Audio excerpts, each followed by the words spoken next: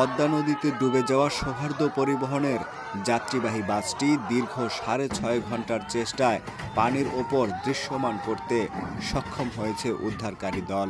বুধবার রাত 11:30টার দিকে প্রায় 60 ফুট গভীরতা থেকে বাসটি টেনে ওপরে আনা হয়, এমনটাই জানিয়েছেন দমকল বাহিনী।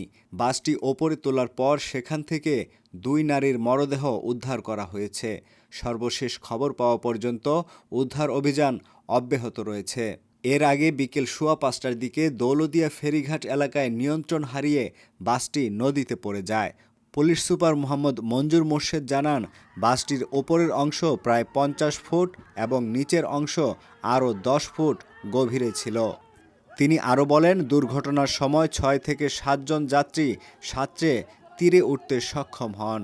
এছাড়াও আরও 4 জনকে উদ্ধার করে হাসপাতালে নেওয়া হলে 2 জন মারা যান এবং 1 জন চিকিৎসাধীন রয়েছেন।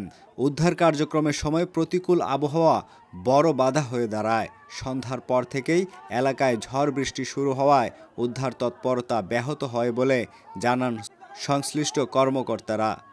ফায়ার সার্ভিসের সূত্রে জানা গেছে, উদ্ধারকারী জাহাজ হামজার মাধ্যমে বাসটিকে রশি দিয়ে বেঁধে তোলার চেষ্টা চালানো হয়।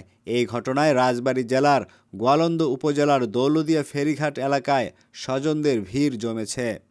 নিখোঁজদের পরিবারের সদস্যরা প্রিয়জনের অপেক্ষায় উদ্বেগ ও আহাজারিতে ভেঙে পড়েছেন। স্থানীয় সূত্রে জানা গেছে, বাসটিতে নারী শিশুসহ প্রায় 50 জন যাত্রী ছিলেন। বাসটি কুমারখালী থেকে ঢাকার উদ্দেশ্যে রওনা হয়েছিল। দুর্ঘটনার বিষয়ে ঘাট সংশ্লিষ্টরা জানান, হাসনাহেনা নামের একটি ছোট ফেরি পন্টুনে জোরে আঘাত করলে বাসটি নিয়ন্ত্রণ হারিয়ে নদীতে পড়ে যায়। উদ্ধার কাজে ফায়ার সার্ভিসের একাধিক ডুবুরি দল অংশ নিয়েছেন এবং অতিরিক্ত ইউনিট ঘটনাস্থলের পথে রয়েছে।